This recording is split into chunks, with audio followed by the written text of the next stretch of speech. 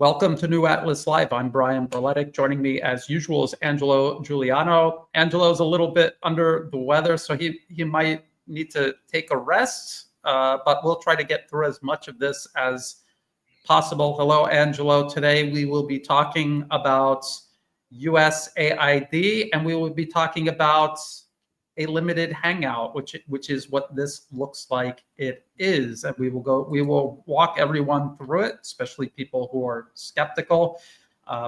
Before we get started, Angela, because I have to change, the way StreamYard is set up, I'm gonna have to change this. Let's listen to the White House press secretary talk about the reason they're going after USAID. And everyone in the comment section, please let me know if you hear or cannot hear the audio. Let's listen. Through USAID over the past several years, these are some of the insane priorities that organization has been spending money on. $1.5 million to advance DEI in Serbia's workplaces, $70,000 for a production of a DEI musical in Ireland, $47,000 for a transgender opera in Colombia, $32,000 for a transgender comic book in Peru. I don't know about you, but as an American taxpayer, I don't want my dollars going towards this crap, and I know the American people don't either, and that's exactly what Elon Musk has been tasked by President Trump to do, to get the fraud, waste, and abuse out of our federal. Okay, so that's what the Trump administration is saying about USAID. Did you hear her say anything at all about interference overseas, regime change, working with the Department of Defense and the State Department on counterinsurgency? In other words, the U.S. overthrows a government, replaces it with a client regime, and then crushes all resistance to it. Did you hear her talk about any of that? Because that is what the problem actually is with USAID. Everything she just said was wedge issues that really don't matter. Wedge issues that make people emotional, get a good emotional reaction, but are not the crux of this issue. Angelo, what do you think about that? No, I agree. Absolutely not. They're not touching. They're touching what is sensitive and actually one of the reasons they are in power. Keep in mind that what people were really upset about in the U.S. was this divide, societal divide, which is progressive LGBT versus conservative.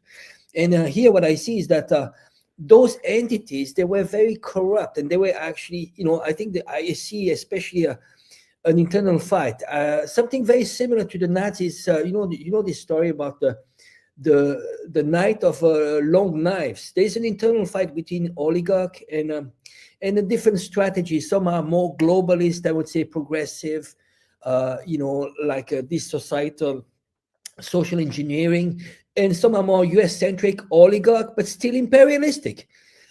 Here, they're touching some things that they can sell easily to the public. So they're saving they might save hundreds of billions of dollars. But this is, the last few days, what the US did was selling $8 billion to Israel. So they think this is only smoke screen. And as you said just before, they're not criticizing those entities for the regime change, because that's the main purpose. They're criticizing how they do it and the societal aspect. But in reality, those will be rebranded. They are going to maybe readjust where and how they are going to do regime change. And it will not benefit to the Soros gang. Because I see this a transition as, the old gang, which is the Clinton, the Obama, the Soros, and this is going to be a shift towards the big tech. This is a massive shift towards the big tech and the oligarch, multi-billionaire, the teams of Trump. But ultimately, when it comes to foreign meddling abroad, nothing's going to change. It's like, as I see this picture here, it's about very flexible readapting. What was being done in USA, they are going to clean up a little bit, whatever they don't like, which is left-leaning.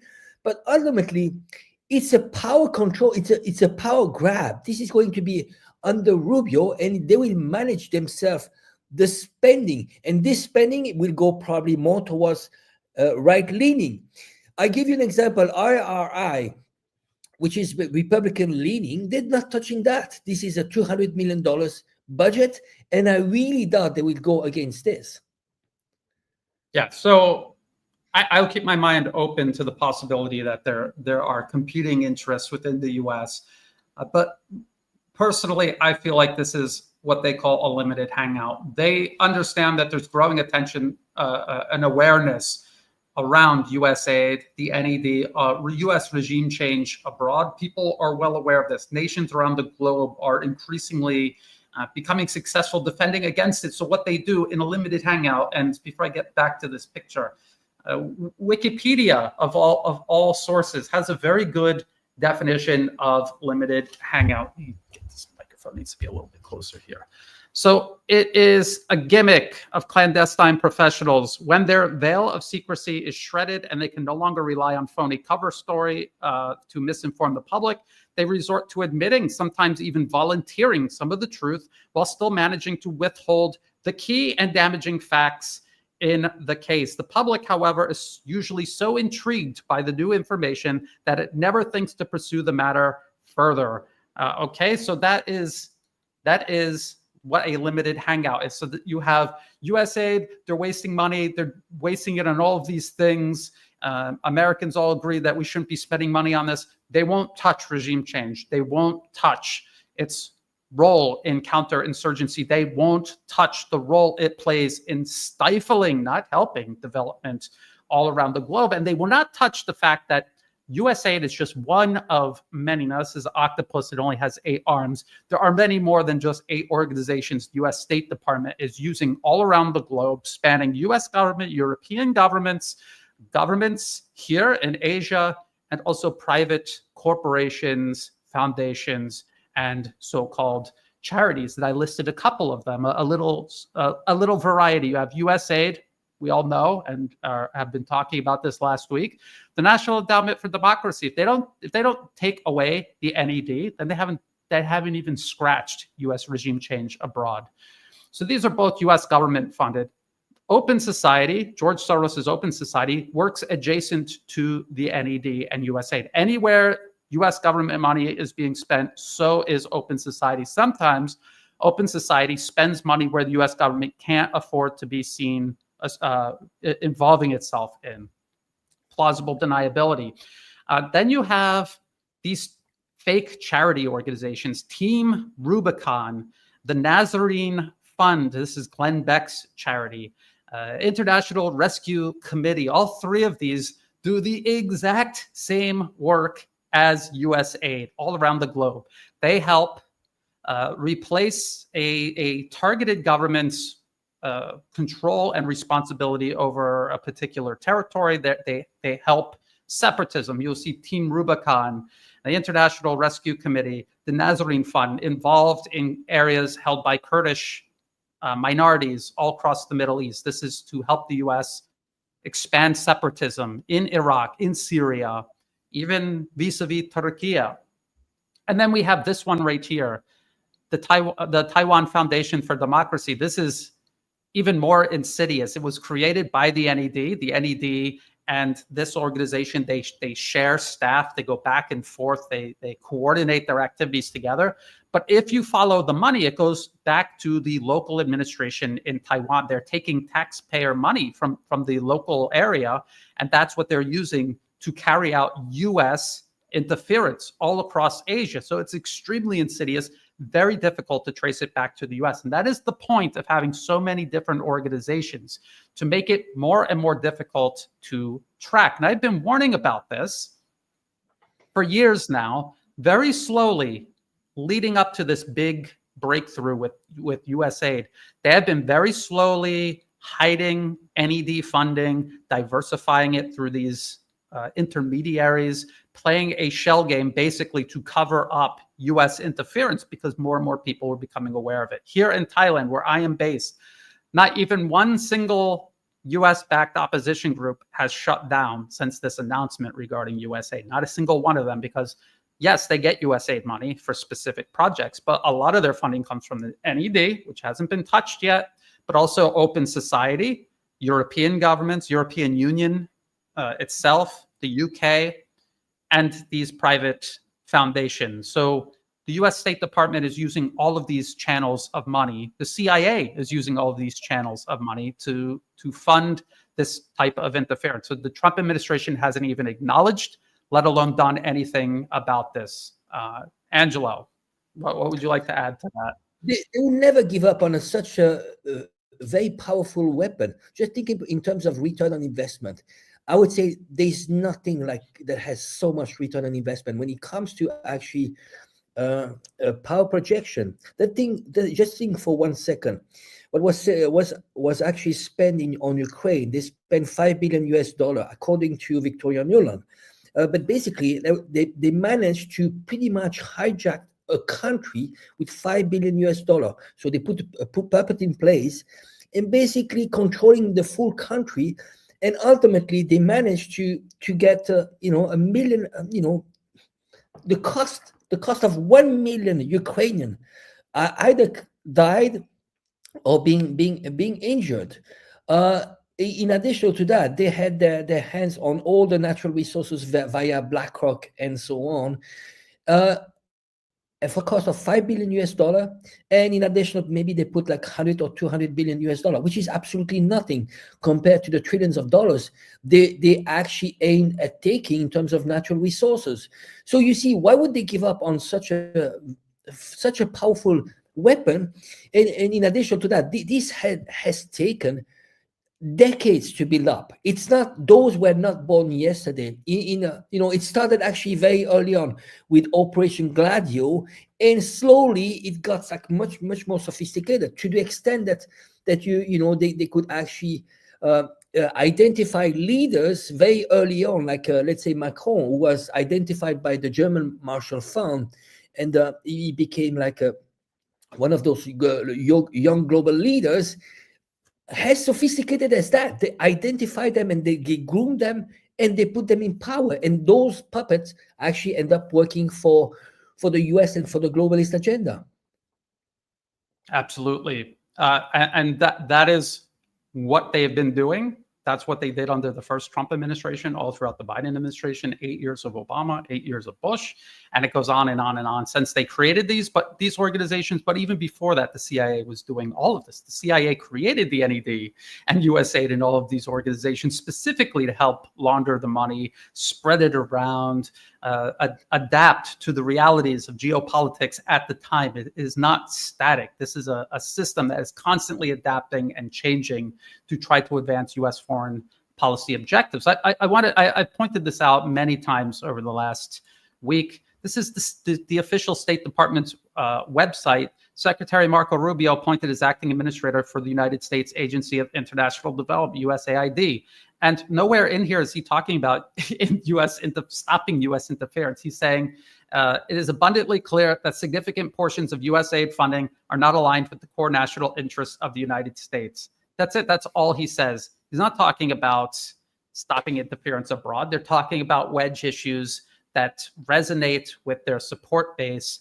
Everything Marco Rubio, as Secretary of State, has said, everything President Trump has said in terms of their foreign policy, tells me they're going to continue confronting China, undermining China, interfering in the nations all along China's periphery. We were hearing about Trump ending the war in Ukraine in 24 hours. Now he's talking about sanctions. I mean, if you didn't tell me there was a new president, I would just think this was still Biden talking, to be honest. I don't see any change at all. It was all window dressing. I want to just very quickly show you some of these organizations. So going back to these charities, I just want to show you they do the exact same thing USAID does, and they even hijack some of the same style. So this is the Nazarene Fund, Glenn Beck's Nazarene Fund. There he is. And if you look through here, they're talking all about ISIS and what they're doing in Iraq and Syria. And so they're in there, side by side USAID, side by side with the CIA, the US military, taking over this territory that the US should not even be involved in the first place. This one, the International Rescue Committee. If you watch videos coming out of Myanmar, the conflict in Myanmar, the US is backing militants to try to overthrow the central government, overthrow the military. You will see this arrow logo side by side with USAID almost everywhere. Everywhere the US is meddling and backing the separatists and the insurgents. And then this is Team Rubicon. And I mean, if you look real quick, sometimes I think it even is like the USAID uniform sometimes. It's hard to tell. And if you go through their annual report and you look at who's funding them, it's all these big corporations and even governments like Canada, FedEx, let's see, General Dynamics, arms industry. And then, of course, if you look at who's running Team Rubicon, it's David Petraeus is on the board of advisors, and it's all people like this. But I just thought Petraeus was the most ridiculous one out of the bunch. He's an army general and also former director of the CIA. It just doesn't get worse than that. It doesn't get more obvious than that. People just need to open their eyes and look. So no, nothing is changing. One last thing, I've been talking about this all week too. Counterinsurgency, when the US wants to take over another country, they don't just send their military in and militarily defeat opposing forces. They then also have to capture and control everything that makes up a nation state, which means electricity, water, sewage, trash collection, education. That is what the USAID was created to do. And they even admit, they even have a whole section in the counterinsurgency manual dedicated to USAID's role in US counterinsurgency operations. And they have a little diagram here. It makes it very clear. You control information, the economy, security, and what do you get? Control. You get control over a country. That's what USAID is. That's what all of these organizations are being used to achieve around the globe. U.S. political capture of targeted nations all around the globe. And one last picture, and then we could maybe change the topic or something, Angelo.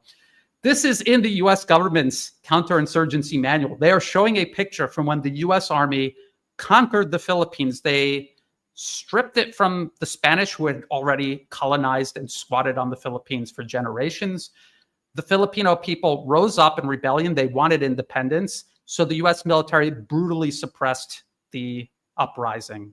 Concentration camps, mass murder, torture, the whole bit.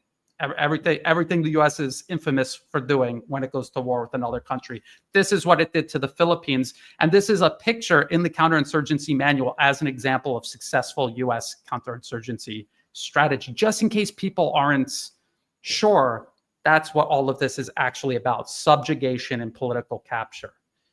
And I'm going to, because people have been asking me, I'm going to put in the comment section right now a link to this counterinsurgency guide. You can read through it.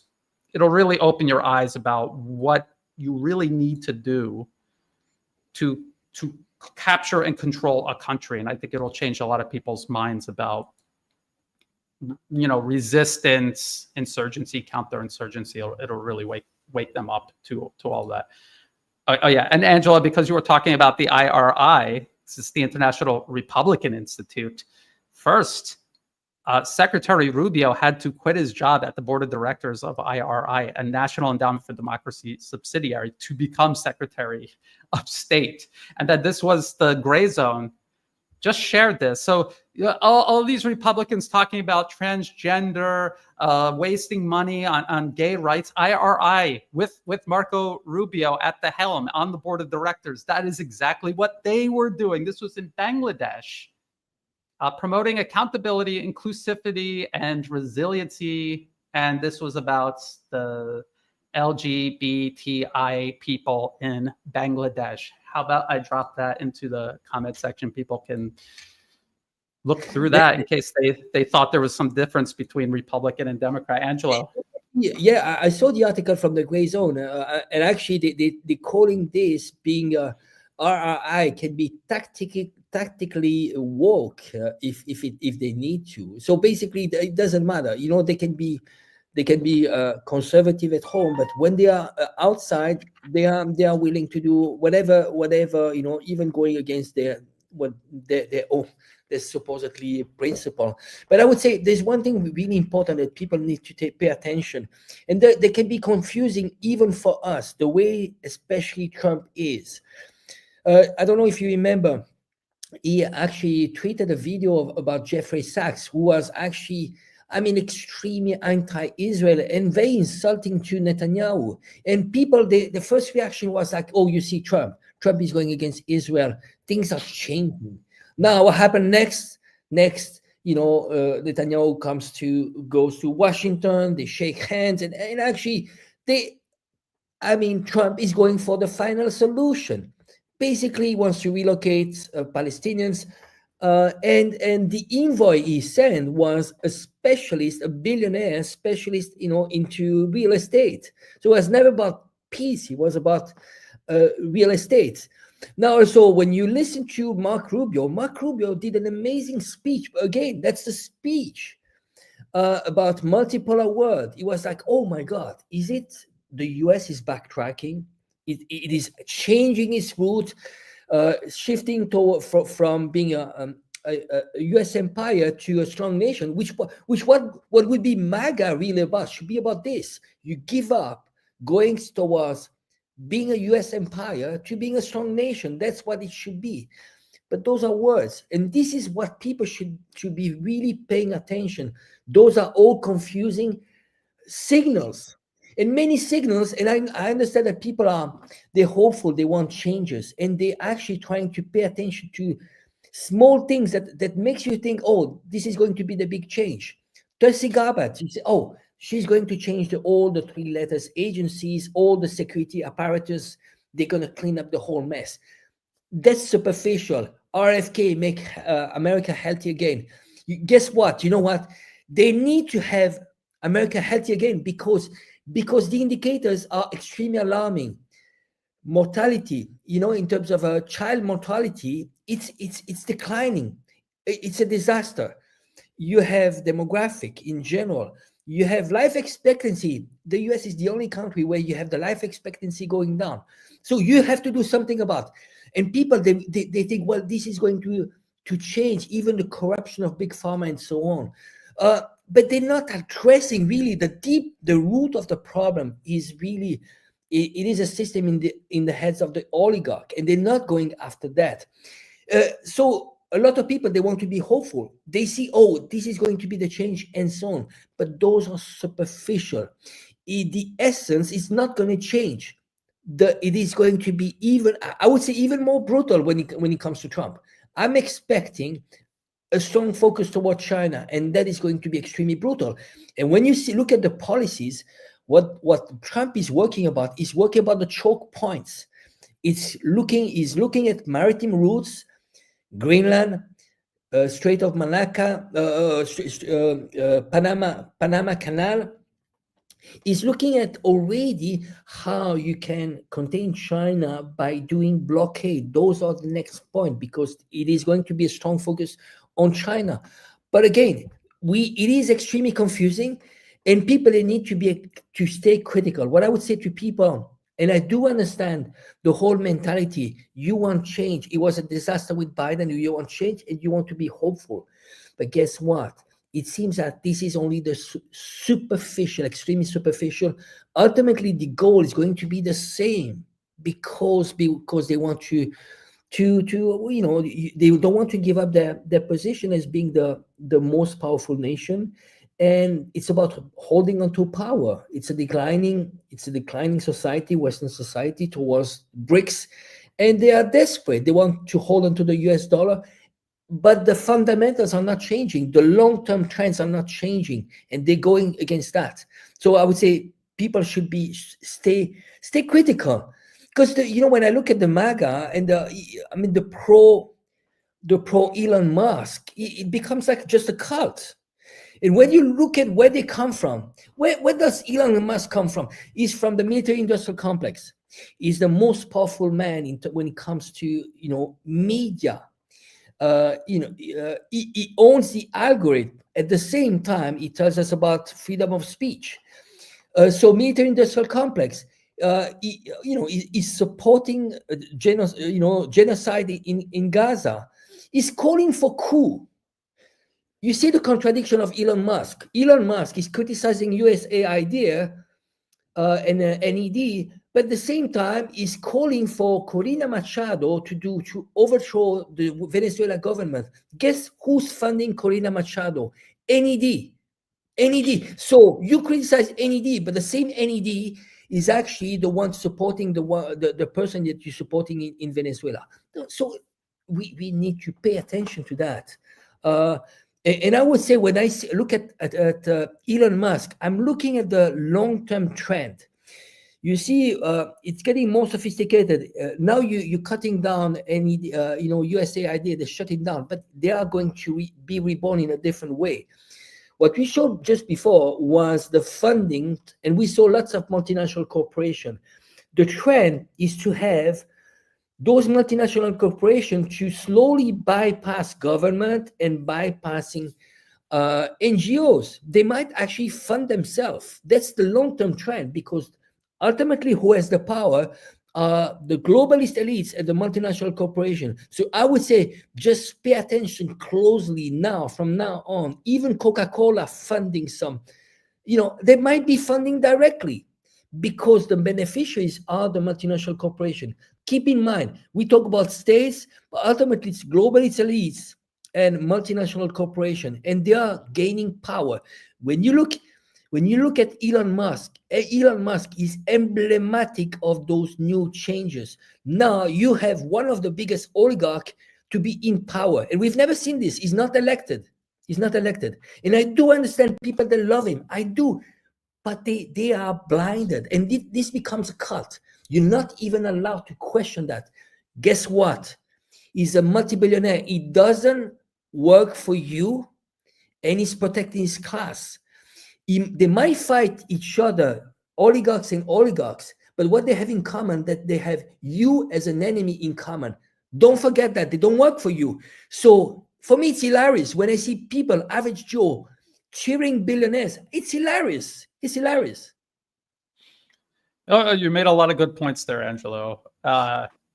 Where to begin? Where to go next? Well, I see a lot of people telling me, Brian, you should listen to this guy. You should listen to that guy. And before you suggest I listen to some other guy, ask yourself a very important question. Is it because they make a more compelling argument? Or is it because they're telling you something you want to hear, and I'm telling you something you don't want to hear? I saw someone in the comment section say it's simplistic to say that Trump is part of the uniparty. He's a billionaire. He's a Republican. So that's one of the two parties in the uniparty. And during his first administration, he perpetuated literally every single policy that he inherited from the Obama administration, which wasn't really Obama making these policies. It's unelected corporations. Trump works for the unelected corporations. They have more money than he does. They have more influence than he does. He works for them. He always has, and he always will. And everyone in his administration, if you look at these people, the majority of them, not all of them, but the majority of them are warmongers and neoconservatives who serve big business, corporate interests, empire overseas, American primacy. And here, the comment I have on the screen right here, Rubio, Vance, and Moss, they've all made it clear they love regime change multiple times. Absolutely true. Undeniable fact. You cannot deny this fact. They all have this axe to grind with China. Why? What is their problem with China? They will recite a list of fabricated claims that are not true, and there is no evidence to suggest that they're true. We know they're lies. We've spent years exposing these lies. So what is their real problem with China? China is an obstruction, not to American peace, security, prosperity. It is an obstruction to American impunity abroad. The U.S. used to be able to do whatever it wanted, anywhere it wanted. It can't do that anymore. Nations have an alternative, and they're turning to China. They're turning to Russia. They're turning to the multipolar world these nations are building as an alternative to U.S. Unipolarism. And so that is the problem. That is the problem the unelected special interests have. And so it translates to the policies we see advanced, regardless of who is president. Bush, Obama, Trump, Biden, Trump again. Someone please show me where the Trump administration diverged in terms of foreign policy. Can I jump in? It's really important for people to understand how the elites are extremely opportunistic. You see, from his first term, Trump had lots of enemies, and actually all the oligarchs, they joined with him. You know, Zuckerberg was anti-Trump. Now he's actually all within the big tech. They all shifted. Those people, it's a uniparty system. I'll give you a few names: Elon Musk, Tulsi Gabbard, RFK, Trump. What do they have in common? You know, they were all Democrats. You know, they shifted to the Republicans. This has nothing to do with ideology. Those people, it's a uniparty system, and they are going with the winner. Some of them they have, I mean, relatively, you see, what Trump is doing by having those people that actually are not as dark as the rest. RFK has some good sides, especially when it comes to, you know, fighting the big pharma. He has some track record, all right. But, you know, he's a multimillionaire, comes from the elite. Tulsi Gabbard, she did some good things. She's a control opposition too. Elon Musk has done a few things just, you know, in terms of freedom of speech. But that's on a superficial, because ultimately he controls the algorithm, you know. Now I'm shadow banned on Twitter. My coverage has been going down by 95%. So divided by 20. What is it about freedom of speech? No. So you see what they have in common. When you have all those people all joining with Trump actually is getting overwhelming a lot of power right now because they are opportunistic. They join with the one that is winning. And I would say what is dangerous, even though I welcome the change because it couldn't be worse than Biden. Now I would say what is dangerous is that he has overwhelming power. And I kind of sound actually mainstream media pro-Biden when I sound like this, but it's not like this. It's not, and people need to pay attention. It's not because you criticize Trump that you are from the other side. This is an oversimplistic, you know, attitude. And it's like, it makes me think that people, it's a cult thing. You are against one, you know, you have to be for the other one. When actually what we are doing is exposing a completely corrupt system, which is damaging America and damaging the world in general. Because ultimately, the biggest enemy of America is the oligarch, is the elites. That's the bigger enemy. And it was never about Russia and China. Because it's a system of control. It's about dividing people. You know, they kept dividing them to give them an illusion of free choice. That's how democracy has become a system of control. So again, you know, so this is why people, they need to be, you know, we have to be careful when we use the term left and right, Democrats and Republicans, because ultimately it's the same. You see how those four people, they shifted from the Democrats to the Republicans. Even Trump himself, Trump was Democrat. He's been all his life Democrat. He just shifted in the last 10 years to be a Republican. Yeah.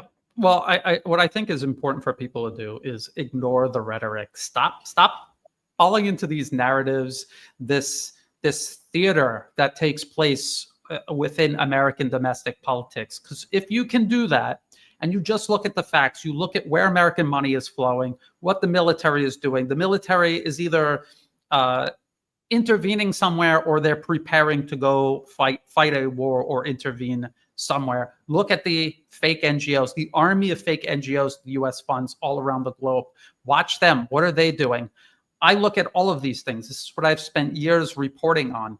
And I'm telling you that from one president to the next, literally nothing changes. It is the same plan no matter what. The only thing that changes is the rhetoric they use to sell it to the American people. We hear people talking about the tariffs, and I know I've talked about this, and I'm repeating myself. People are talking about the tariffs. It's America first. It's about making America great again. But as soon as Biden got into office, he kept every single tariff the Trump administration put in place, and then they began expanding them. And it's not because Biden is secretly MAGA or an American first candidate. It's because that was the agenda of the unelected special interests that are driving foreign policy. They want to decouple from China. because they want to go to war with China. They cannot go to war with China if their entire economy is dependent on China. Do you see how that works? So they were going to continue it under Biden. They really didn't talk a lot about it. The fact that he's continuing all of these Trump policies, and now Trump's back in office and he's building on everything that Biden had done over the last 4 years. More than that, Angelo, you're talking about these choke points, maritime choke points. Trump is talking about Panama. He's talking about Greenland. I was listening to Secretary Rubio specifically say that is to choke well, he's talking about shipping lanes. The U.S. needs to control these shipping lanes so that China can't make use of them.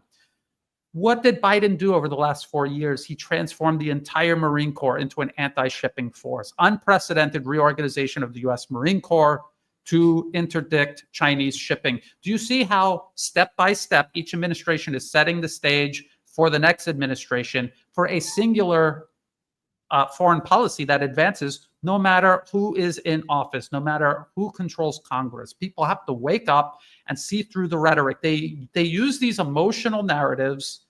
They pick these topics they know are going to boil people's blood to blind them from continuity of agenda. And people that accuse me of Trump derangement syndrome, first of all, Trump derangement syndrome is a two-way street. There are people who are deranged because of their blind support for Trump.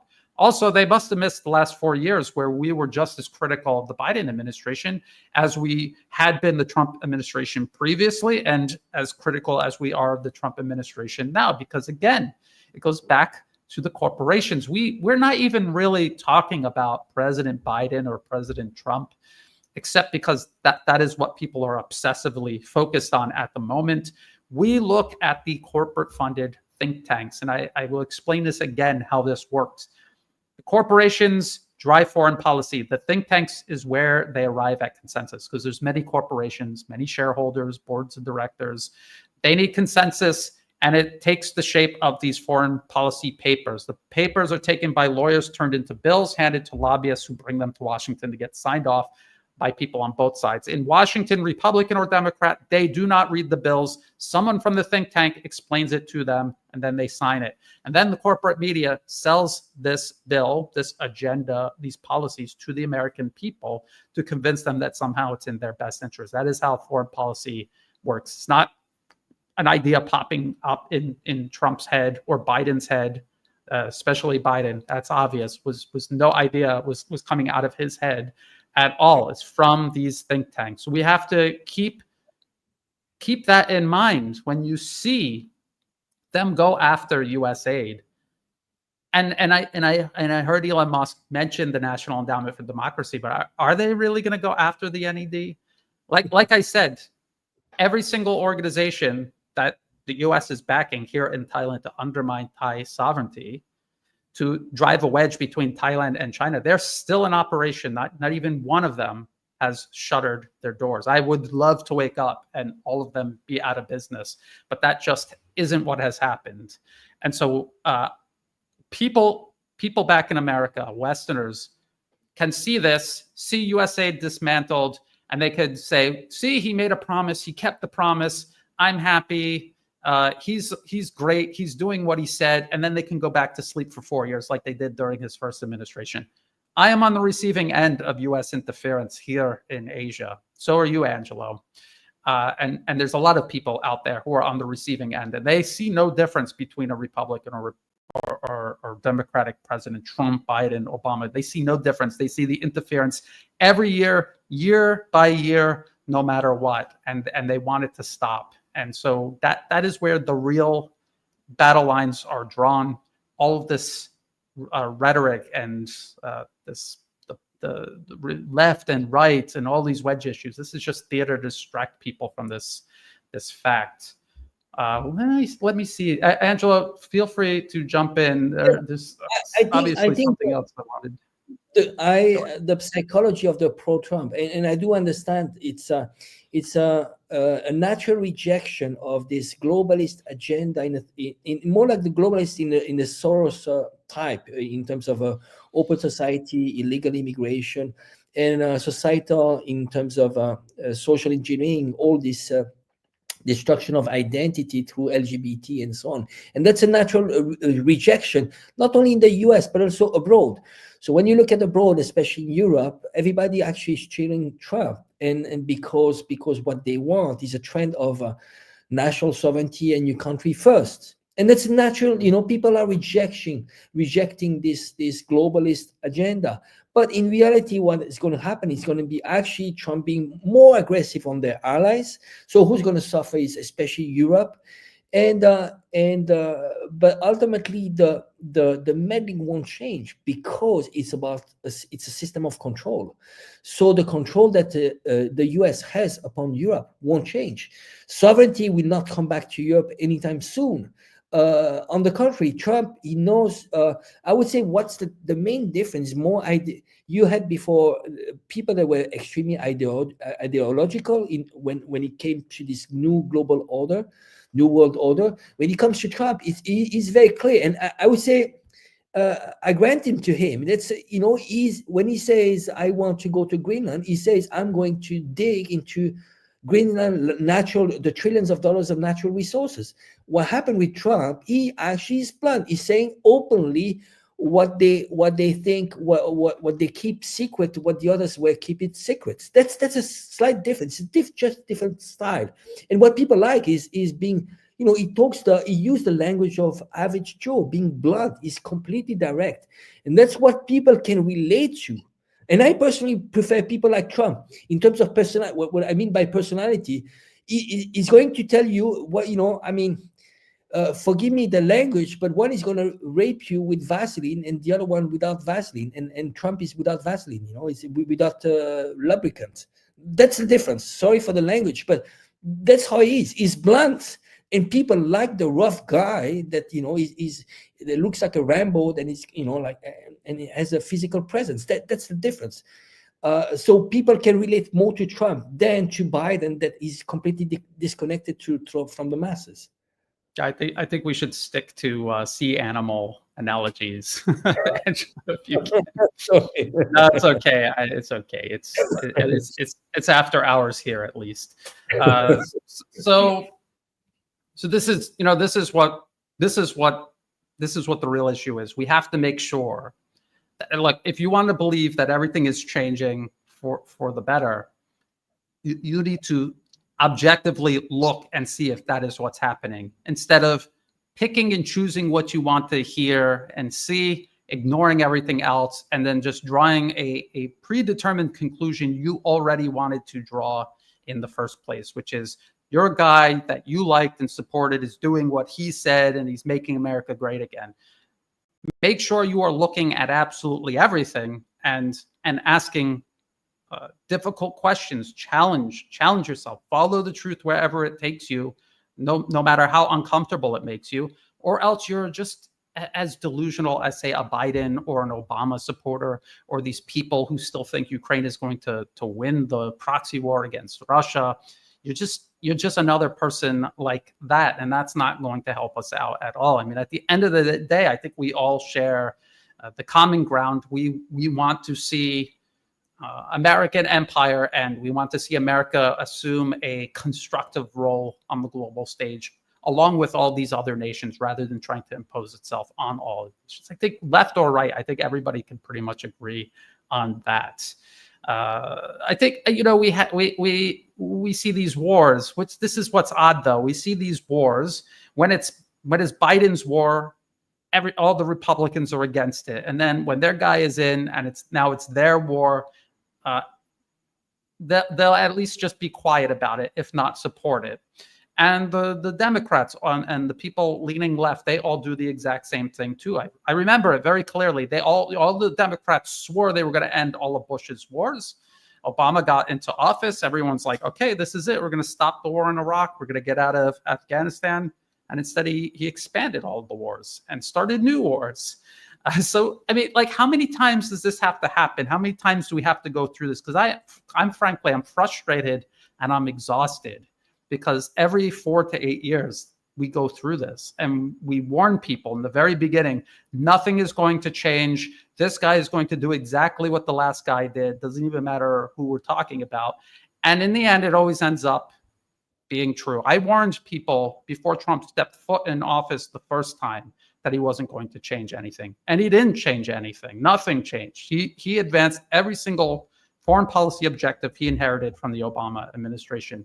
He took the war or the conflict in Ukraine and he made it worse. He started arming Ukraine, almost certainly convincing Russia that they needed to act and intervene through the special military operation. He continued encircling and encroaching upon China here in Asia Pacific. He made the situation in the Middle East worse. People said he didn't start any new wars. Well, he promised to end all the wars. He ended 0 of those wars. And in the Middle East, he tried to start new wars with Iran. He had a top general assassinated, and it was Iran who avoided war with the US, not the other way around. And now he is telling you, Secretary Rubio, he's telling you that they're going to do this again, that they are setting up to do this again. A couple of things that I find troubling, Angelo. I don't know if you have any comments on this. What is it? Peace through strength. Peace through strength. When I think of peace through strength, I think of some guy who like body builds, and when he goes out, he's huge, and nobody, he just walks around does his business. And nobody wants to fight with this guy because he's huge. He's like a mountain of muscles. Nobody wants to fight this guy, so they leave him alone. And he has a very peaceful life because nobody wants to fight with him. So peace through strength, that's what I think of.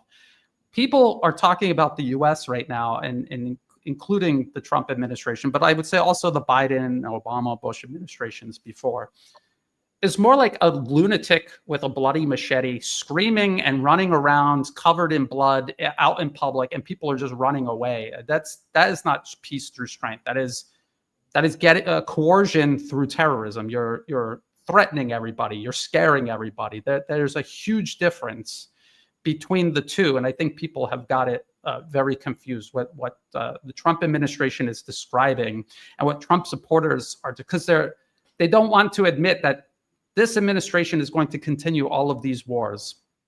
And they're just saying, well, no, they're not. He's not warmongering. It's just peace through strength. No, it is warmongering. It is threatening. It's coercion. It is terrorism. When you threaten to use violence to get what you want, that is the literal definition of terrorism. Angelo, what do you think about this? You have any thoughts on this?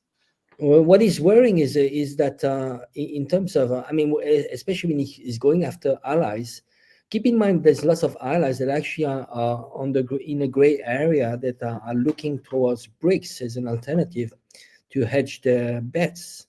And when you see Trump being so aggressive with his own allies, that's the risk that they have. So when you have those artificial unities like the EU is just an artificial construction, should not exist. It's an anomaly, was imposed upon the European nations by the CIA and the US. Well, you have countries that actually you see like dissents, you have Slovakia, you have Fico, you have Orban in Hungary. And just imagine if one was to take the step either to exit the EU, that would actually could potentially trigger the dismantling of the EU. And would be a division, but actually, or maybe looking at towards BRICS. You see Hungary being part of the Belt and Road Initiative, having cooperation. Hungary is the typical example where they're taking advantage of both sides. They are in the EU and NATO, and yet they are working closely with Russia and China because they're showing that you can take advantage of both worlds. You don't need to side. You don't need to, this is a multipolar world. So sowing divisions, that's what Trump is doing within his own camp. And that actually might accelerate the multipolar world and might accelerate what makes the US strong, is the US dollar hegemony.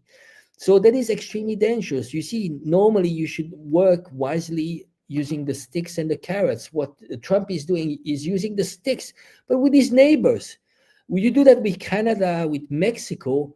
And he's acting like a thug.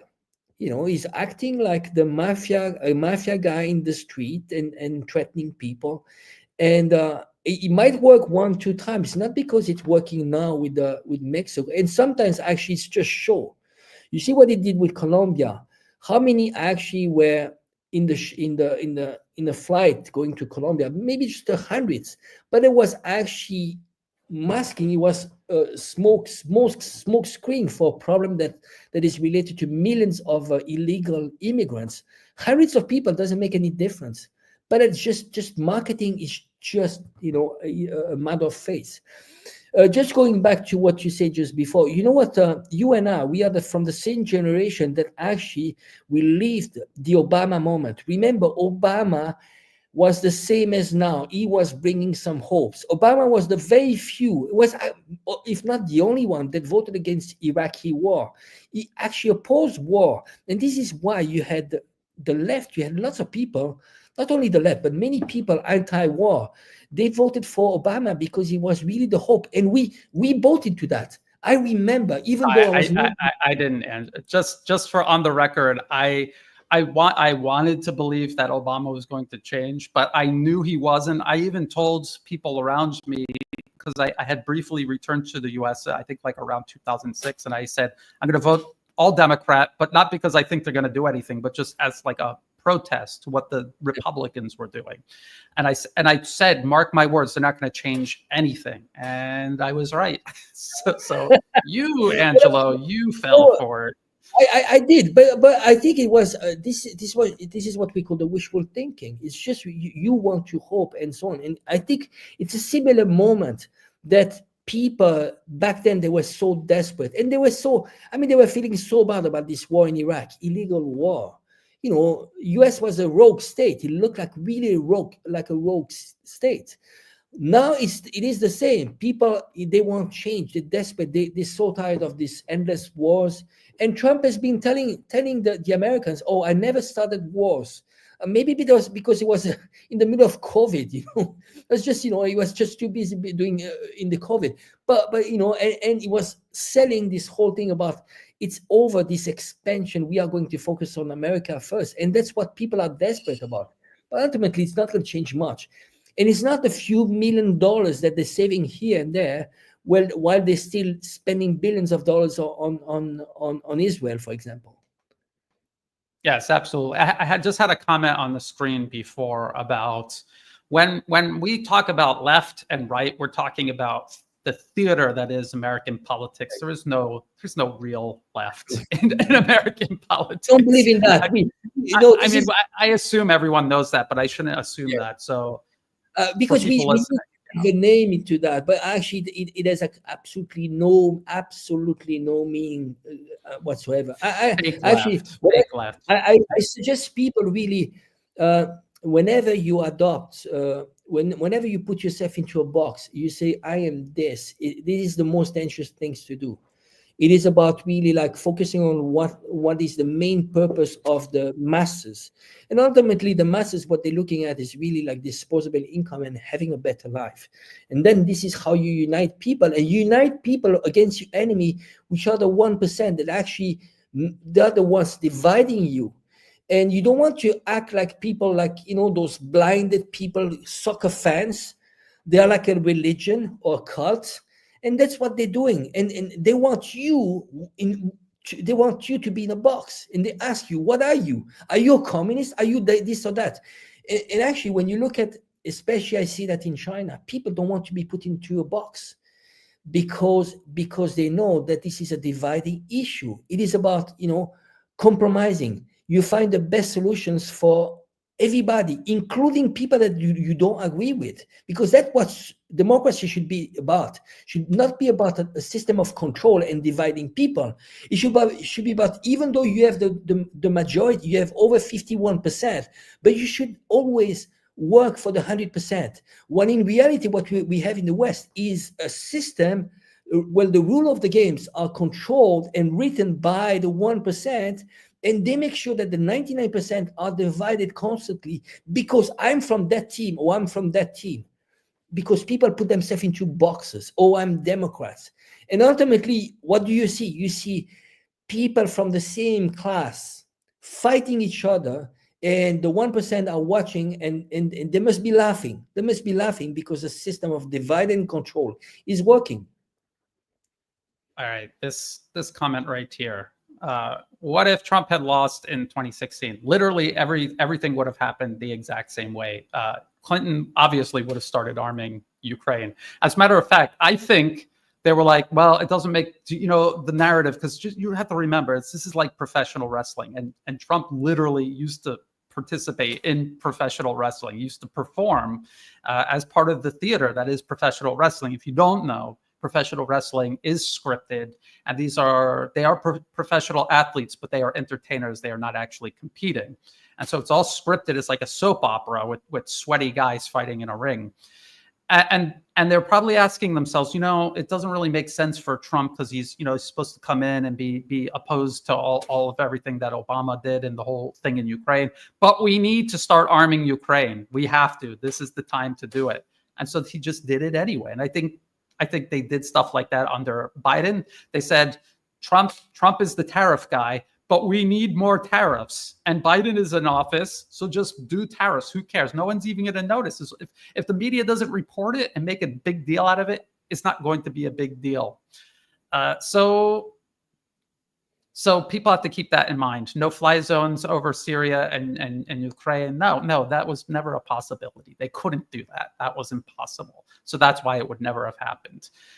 We have a surprise guest. Hello, Rashid from the Red Pill Diaries. I've been on his show twice. Let me get this comment Rashid. on the screen. Hello, how are you doing? I'm doing pretty good. Thank you. All right. Yes, sure. And at the end of the show, I will put Rashid's information in the video description below. And check out his channel. He does great work. He has a tiny channel, but he does incredible work. And I love my conversations with him. He's another person and a rarity, someone that can see through the fake left, fake right narratives and actually try to figure out what is really going on. So today we were talking about USAID. We were worried that this is a limited hangout. They're admitting to this. They're pretending to address it, and they're sweeping USAID under the carpet. But they have a new, shiny, bigger, more dangerous one out back that just rolled in, and they're setting it up and getting it ready. What do you think is going on? My personal opinion on this is everybody already knew that USAID was used for these things that they announced.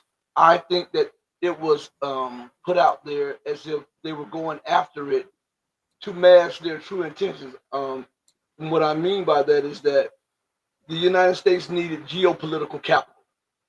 And because they were losing friends, they were losing support, they were losing in every area when it comes to China, Russia, Iran, or whatever. And I believe that this was to show some type of goodwill to get a little bit of that geopolitical capital back, so that they could just mask, bring it under the State Department, rename it, and then go do it again and redirect some of the funds to their much needed program for the pivot to Asia. Because remember, there was a report that came out years ago saying that the United States had 12 to 18 months to contain China. And we've approached that 18th month, or we've passed it. And so I think that they're trying to work out a deal with Russia because they believe that they can manage Russia. So, and then they'll double back on Russia. But they need to prevent China's breakout capacity, because China has the largest army, it has the largest navy. I think they said in 2026 or 2027 it will have the largest air force. And I believe that panic has set into the powers that be, and they allowed Trump into office because they believe that they can manage him, and he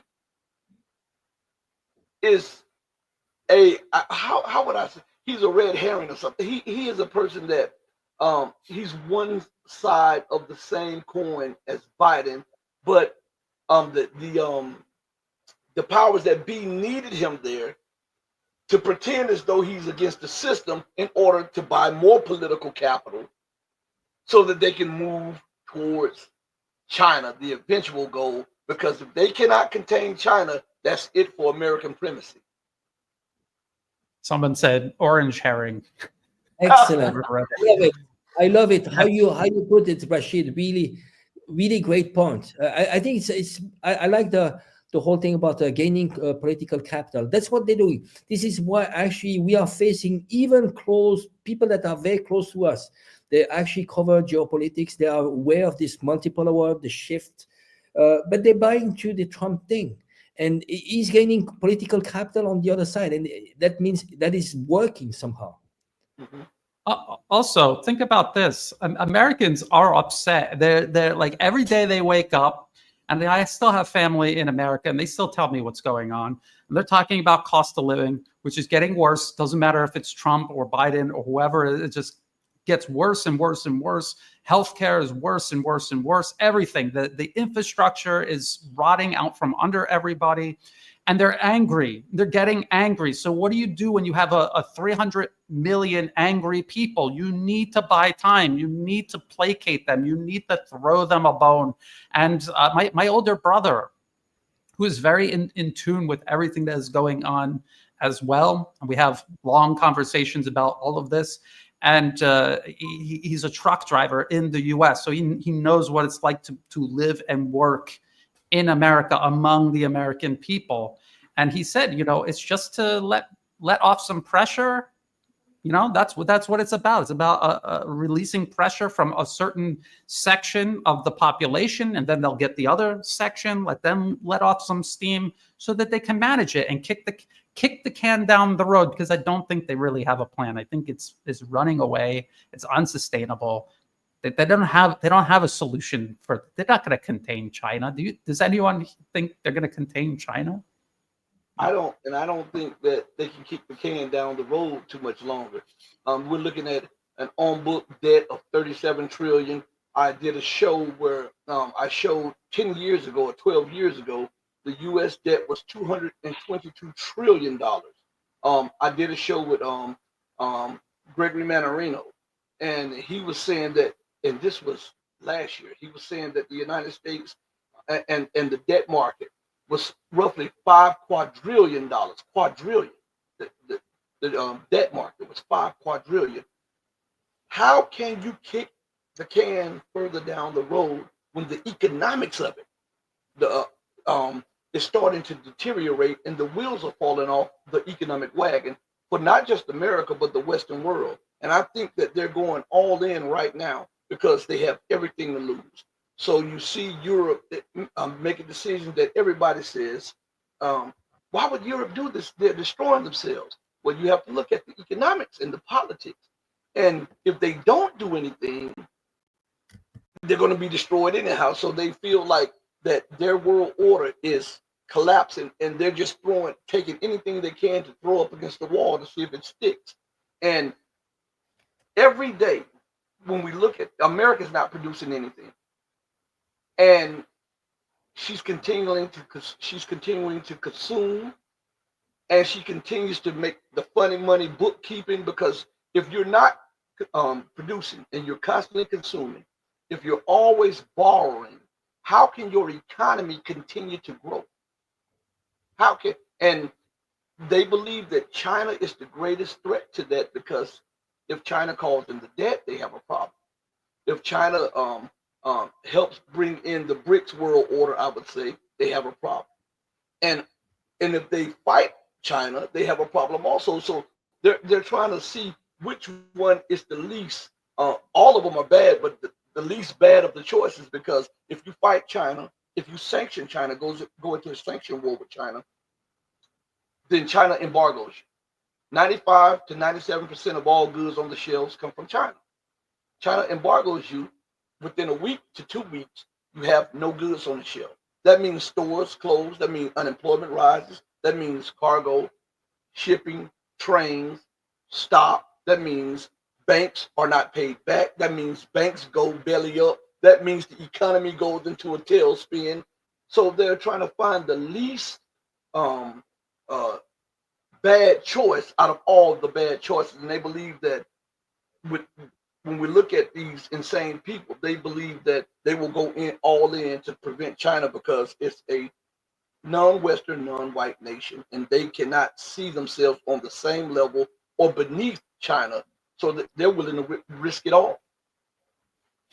And it's true. I mean, if you have met these people and talked to them, or even ordinary Americans poisoned with the same mindset, I mean, it's palpable fear and insecurity, and they just cannot. It's like a law of physics is being violated, and they're watching gravity work in reverse or something when they see China rising, and you're right.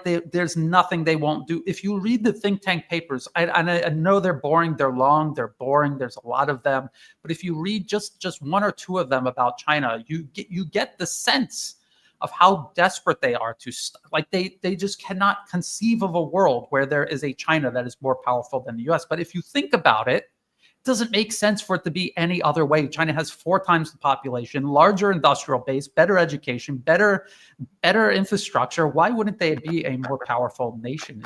It's only natural that they would be.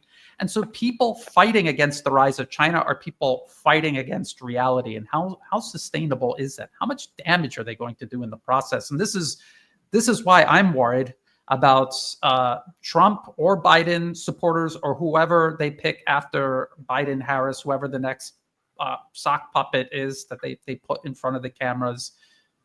People that support them, they've managed to convince both of these groups of people that China is bad, that China is a threat. Even though these people, if you ask them for real, what do they actually know about China? They don't know anything about China. Angelo, you're being very quiet. I think Rashid's catching up. Actually, I'll be leaving, but I just thought just to end up here. I think it's a problem.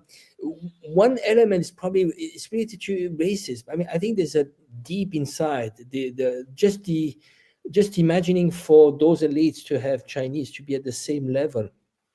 I would say just at the same level would just be, a sin. It's probably related to a syndrome. I don't know, like, the Chinaman syndrome. And I would say there's also this projection. They're assuming that China would be as bad as the West has been with the rest of the world. They're assuming that China would actually be as aggressive. But in reality, this is a pure ignorance. When you look at the history of China, China has never been hegemonic. They've been always wanted to trade. You see, they haven't, and they had the largest fleet. When Columbus discovered America, China had like 10, 20 times bigger fleet than all the West combined. They could have conquered the world if they wanted.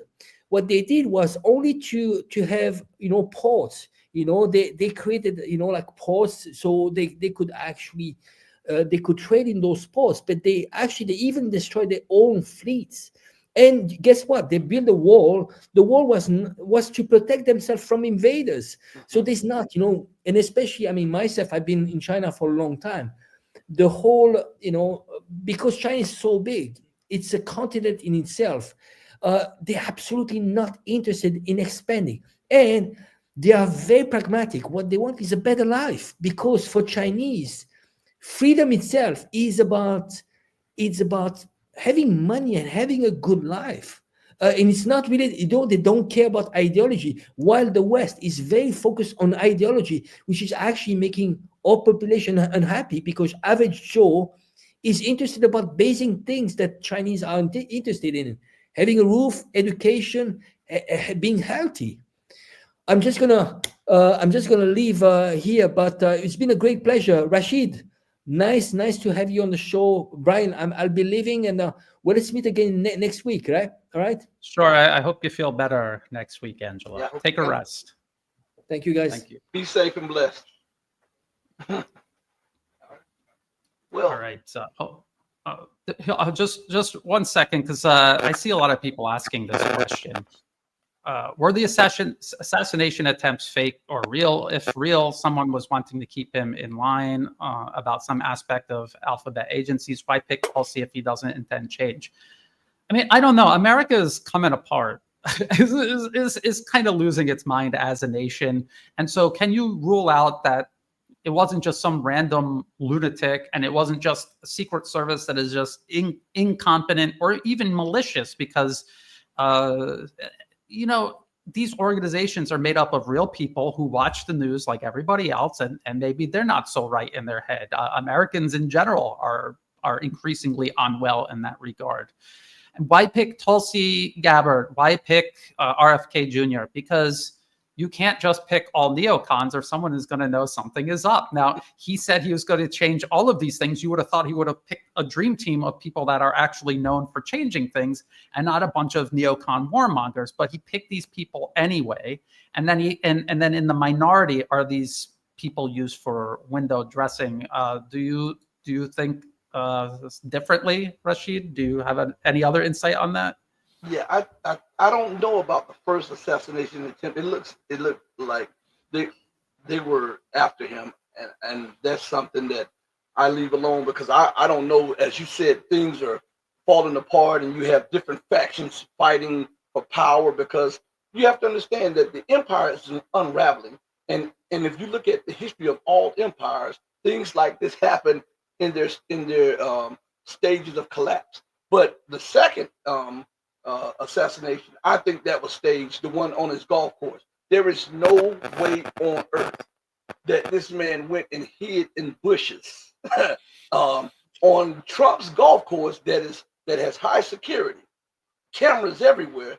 No one knew about it, right? They could not find the guy. The guy was there. He wasn't there for a day. He was, according to the reports, he was supposed to be there for days. And with the president or a former president, they always do a security check. Nobody found him, not even the golf course security. That's hard for me to believe. I cannot believe that. So it could be true about some assassination attempts, but some of it is staged for theatrics, to build up this aura of they want Trump. Do I believe that Trump is different from the politicians before? Yeah, because he's not a politician at heart. And do I believe that the powers that be allowed Trump into office? Yeah, but they manage him.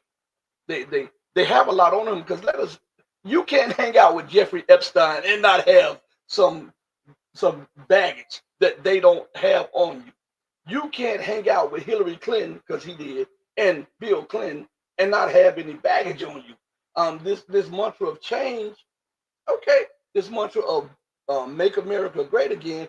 But if you have all that baggage on you, they have something on you. You don't ascend to the heights of power like that without them having things on you. Remember that politicians or high politicians or the presidents, they're not elected, they're selected to be elected.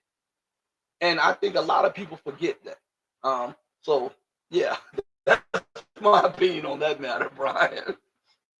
It's a really good point to keep in mind, that just the process of becoming a candidate to run for president, there is a selection process, and huge amounts of money are involved. So it really narrows the field down to people that are already kind of either elite themselves or connected to the elite.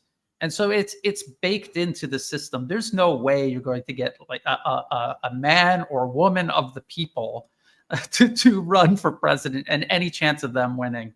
And then if they did, then I think you would see some assassins that wouldn't miss multiple times. They would get the shot on the first try. Let's see. Hold on. So here, this is what I'm talking about. Brian, don't let your hatred for the United States ruin your good reporting on Ukraine and Gaza. You should be supporting what Doge is doing 100%. Should I support what they are supposedly doing, or should I look at and consider what they are really doing? And so this is what we're trying to say. You pick out USAID, and then you pick the most insignificant things USAID was doing around the globe. Corruption, yes. Impropriety, yes. Wasting money, yes. But are these the worst things USAID was doing around the globe? No, not even close. They haven't even touched it. They haven't even come in the same room as the regime change, the stifling of development, its role in counterinsurgency, for decades. They haven't touched that. Why not? Why aren't they talking about that? Why are they talking about DEI and transgender art performances? Why aren't they talking about regime change? Why isn't that the conversation? And then what people like this attacking me, and I understand why they're angry and they're attacking me. It's because they want to believe this is true. And I always say hope is the first step on the road to disappointment. Hope is an emotion. Hope is not rational. You need to look at what is really happening and accept it. You cannot just we should just all get on board with Doge and what they're doing. No, you shouldn't get on board with anything. You should question everything and think about everything. What do you think about Doge? I don't even know if I'm saying that correctly. I just think it's a head fake.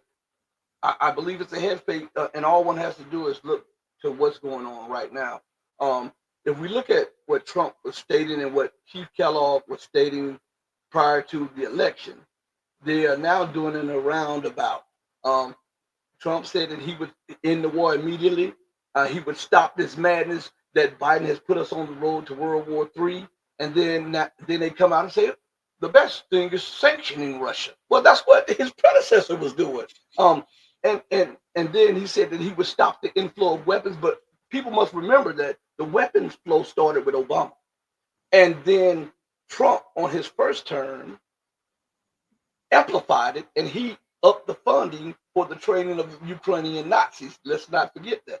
So when he's come back into office now, he did not stop the procurement of weapons by Ukraine from the United States. He's not stopping it, even though it was initiated by, in his last days, by the so-called Biden administration. You have to look at what is actually happening, not what comes out of their mouths. Because if you just listen to what they're saying, they can. Man, these are politicians. They can talk. I mean, they can sell you a bridge. So I see that. Oh, and by the way, back to Doge for a second.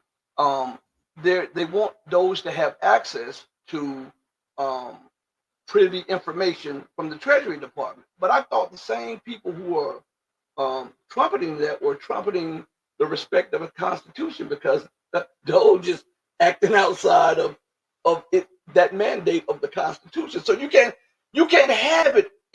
This is not Burger King. You can't have it the way you want it. It has to be the way it's supposed to be, and we have to look at those matters like that. I just advise everybody, as Brian said, question everything and everybody, including us.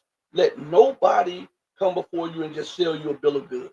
Period. That's the problem. Everybody is lazy mentally. Nobody, when they have this thing in their mind about this person and they fall in love with I call them the sirens. You know how sirens mesmerize people. They don't look at the tangible or work of these people. They don't look at the actual actions of the people. And that will lead you to ruin, because you're falling into the trap. Exercise that gray matter up there. Even if it's against me, if I'm out of pocket, question me, question Brian. This is the only way that you don't fall victim to this propaganda. And I think that most of the viewers on YouTube, period, they fall for the propaganda. They don't understand that the United States is the master of what I call tricknology. They have a steady stream 24 hours a day of making you believe in bizarro world, where up is down, down is up, in is out, and out is in. And they'll have you believe in things that are not true, because they inundate your mind with they'll feed you a little bit of truth, and then they'll throw you a curveball. And that's how they lead you away from what's going on. So follow the evidence. Wherever the evidence takes you, follow it. Okay? And don't come against Brian if you have a disagreement. Ask him or anybody else, why do you view it this way? Don't take offense to it. Why? And then examine what he's saying. Take what he's saying, put it on a scale of facts and weigh it, and come to a sound, reasonable conclusion. That's what scientists do. We can do that on a smaller level. So Brian, yeah, I'm sorry, but I had to say that. Absolutely. I mean, this is why I spend so much extra time. I don't think people understand how much extra time it takes to find all the documentation, include it in the video description below all of my videos when I'm presenting, not the live streams, and showing people the actual evidence instead of just, I read it and now I'm explaining it to you and I just hope that you take my word for it. I show everybody everything. But you cannot wake up someone who is pretending to sleep. That is supposedly a Chinese saying, and I think it's a good one. Whatever it is, and people are pretending to sleep. They're not going to wake up because they're pretending to sleep. They're already awake. They don't want to hear what you're saying. They don't want to see what you're showing them. Someone was talking about Elon Musk and Doge, whatever it's called, examining the Pentagon, and they said how dangerous that could be. Here's something else to consider. Elon Musk, SpaceX get contracts from the US government. So how is a man who is getting money from the government investigating what the government is spending money on? This is called conflict of interest. I don't know if people are aware of that. It's a conflict of interest. And if you're going to take an important responsibility like this, you have to remove yourself from those conflicts of interest. It's not to say that there's any impropriety there. I happen to think that space flight is something most major nations do invest in it, and they should invest in it. But still is a conflict of interest. And so is this what people are getting so excited about? People who are getting money from the government, investigating what the government is spending money on. They're touching issues like USAID that we all collectively understand and we get excited about because we know how dangerous it is. But then if we really listen to them and we don't project our hopes onto them, we listen to what they're really saying. They're not actually touching any of the most crucial issues regarding USAID and US regime change worldwide. And as we've pointed out many times, this administration, the previous administration, they've all laid out a foreign policy that continues interfering abroad, that requires interference abroad. So why do we think that it's going to actually come to an end? We have 5 questions. Do you have any final thoughts? And Rashid, I will invite you on, and other friends of the show, they can pop on anytime that they want next week.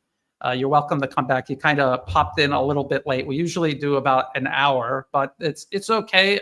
If you have any last thoughts, and then we'll go through the questions. If you want to stick around for the questions, you can as well. Okay. One thought. Cuplex. He says, buy a decent mic. I have one of the best mics in the world, and sometimes we just have technical problems. That's all it is. And we may have technical problems on this. But yeah, and it, in my time it was said 8 o'clock. It's 8. So I think when I came in it was 8 o'clock. So I think I may have to come in at 7 o'clock this time. Oh, okay. It's all a time zone issue. Yeah. This is a problem. Sometimes I get like the wrong day. I'm like showing up for an interview on the wrong day. It's tricky. It's 12 hours ahead of Eastern U.S. East Coast time. I'm pretty sure. But then there's daylight savings, and it throws it off by an hour whenever that happens. So and I'm on Central Time, so that means it's 13 hours. Okay. I will keep that in mind next time when I tell you the time. Okay. Does Trump really want to get out of Syria? Do you believe that he really tried in his first presidency? No, he didn't try in his first presidency. Did he even try? I didn't see him try. I saw him double down, and I saw him bombing people all over the region, continuing everything that Obama had been doing up until they switched places. And then he left it in a perfect position for Biden to finish off Syria and further isolate Iran. So no, I don't think he was serious then. If the U.S. gets out of Syria, it's going to be because they're done with Syria. They've completely destroyed it. Their proxies are now running it. What do they need to stay there for? They're just targets there now, because the next move is going to be war with Iran itself. So if you have a bunch of U.S. troops sitting there, vulnerable, right there, you know, what is the purpose of keeping them there? So I think keep an eye on that. They're not leaving listen to Trump on Israel and Gaza. Does that sound like a man who's interested in ending U.S. interference in the Middle East? No, obviously not. So if they leave Syria, it's for a reason, to advance their agenda in the region, not leave the region in peace once and for all. What do you think about that, Rashid? The first part of the question, does Trump really want to leave Syria? He had every opportunity. I don't understand some people when Trump states things, they say, well, Trump said such and such. But then when his actions are different, and I'm not speaking directly at the person that just spoke.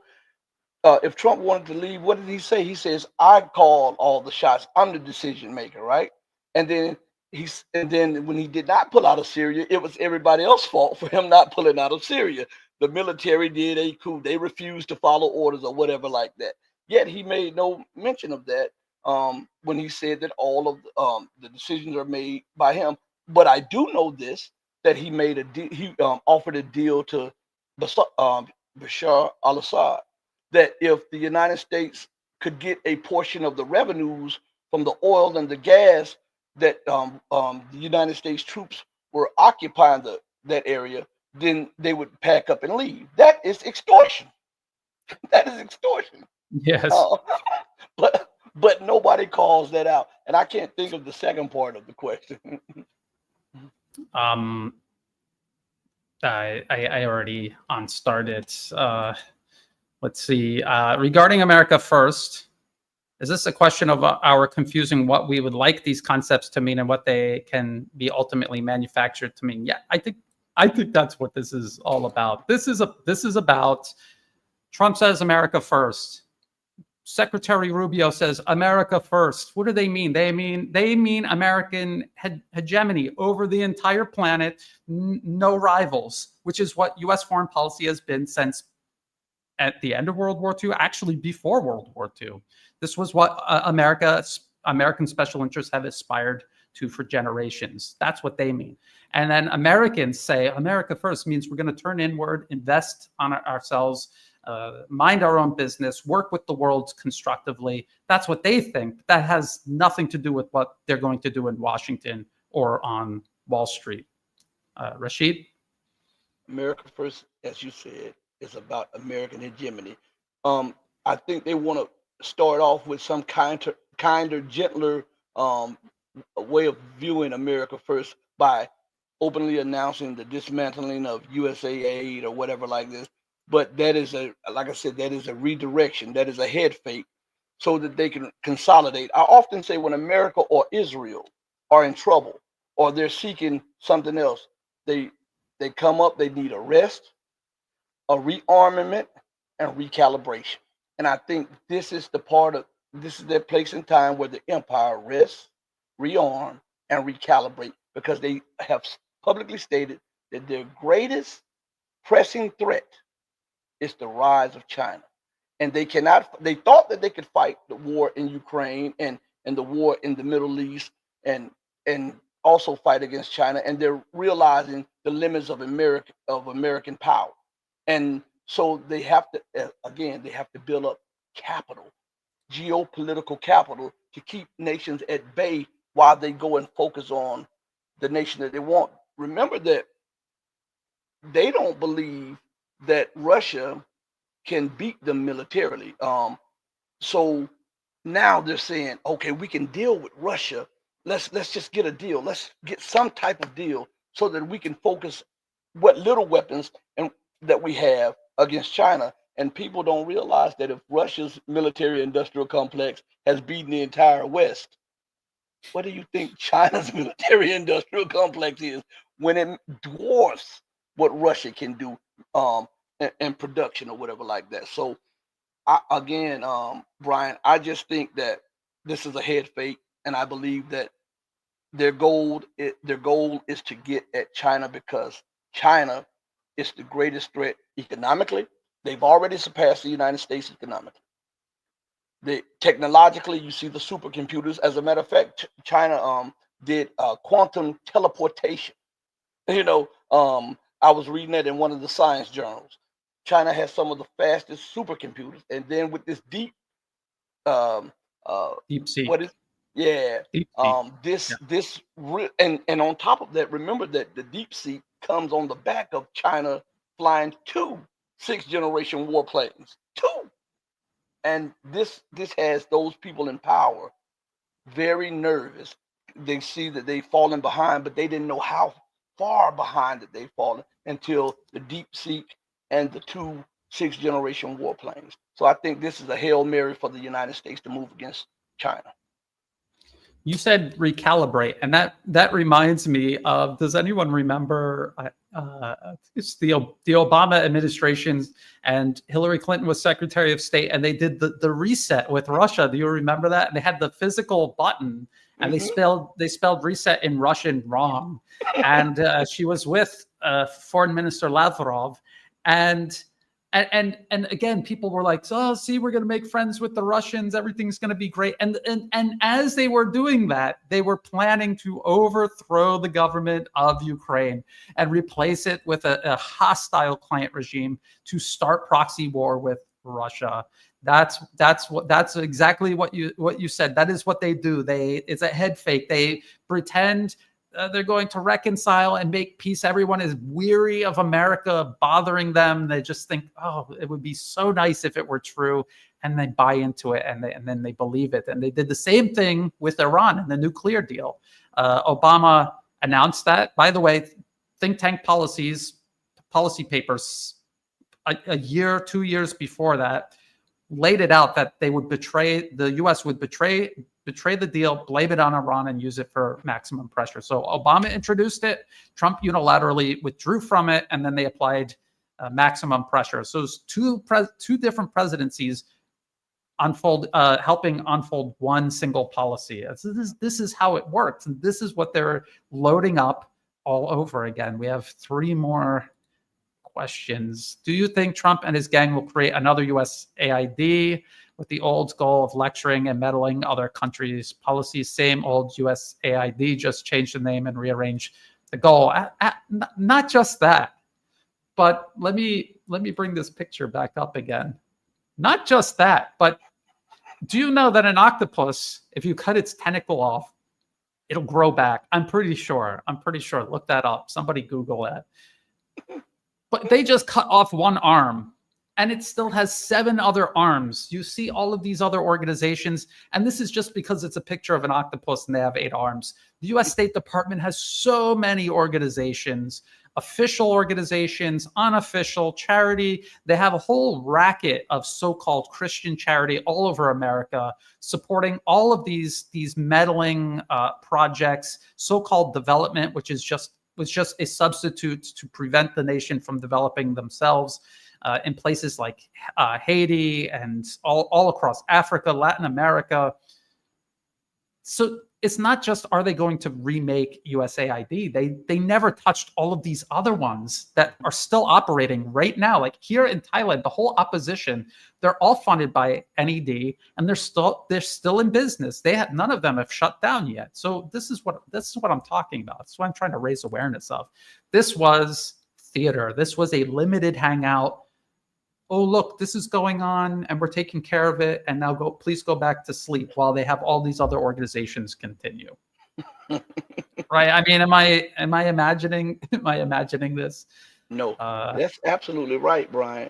And another thing, when we're talking about the aid situation, someone needs to ask this question: can the empire continue? Can they project power, political power? Can they get political capital without those organizations?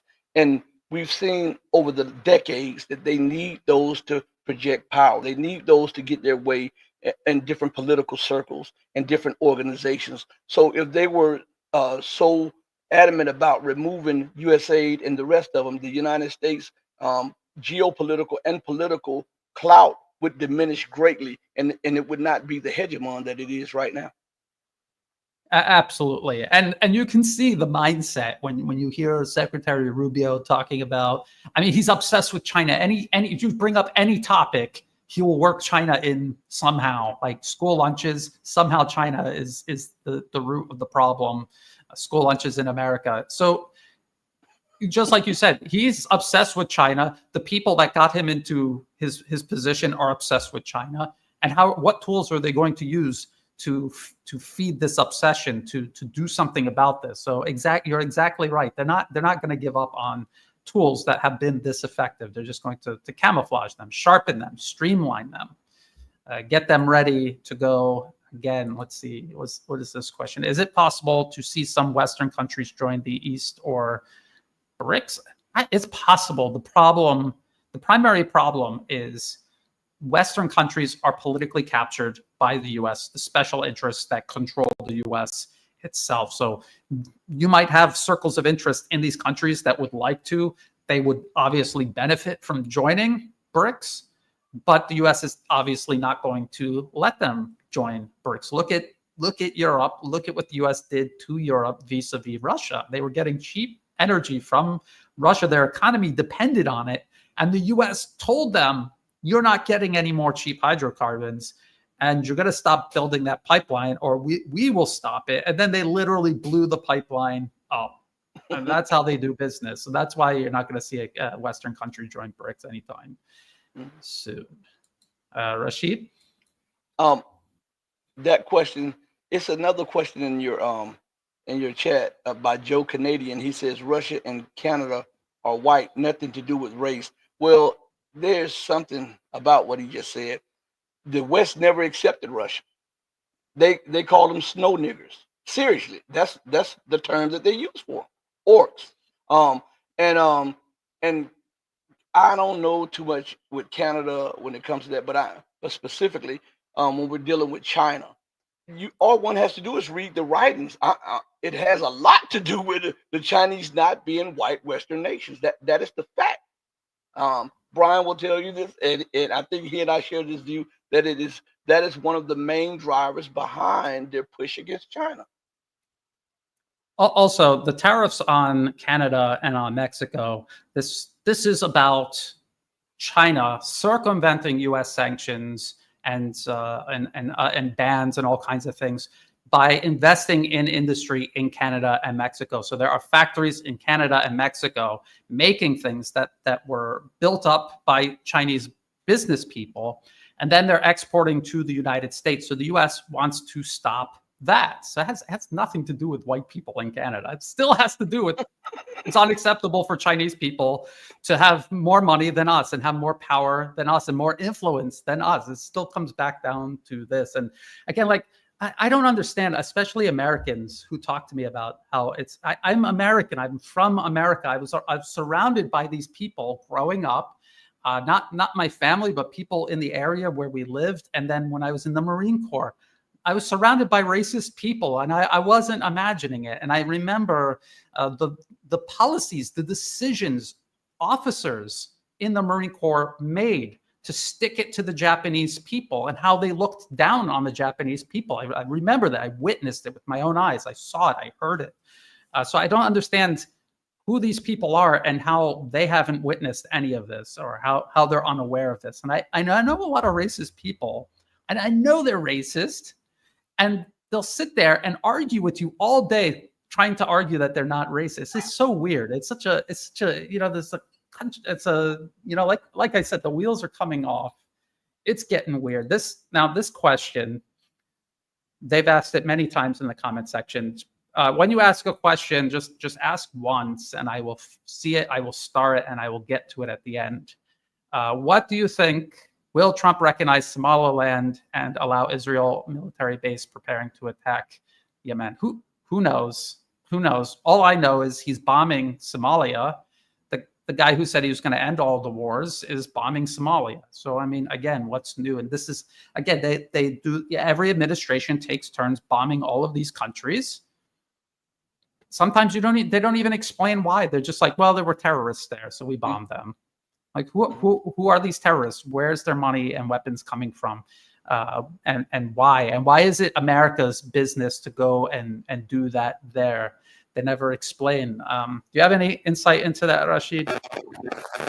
Not on that position, but I do believe that when they bombed Somalia, it was to reinforce that they were so-called powerful, because remember, they were taking losses. The United States was taking a lot of political losses, and I think following the political capital that they gained back from the announcement of stopping USAID, and they followed that up just to show that they still had military might.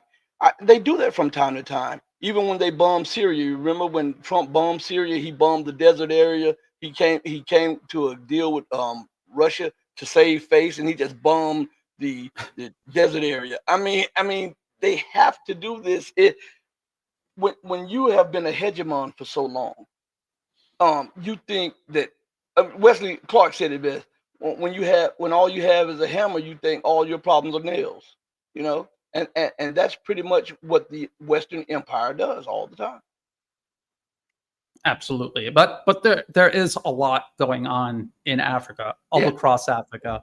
It's an entire continent made up of many diverse countries and populations and demographics, and it's complicated.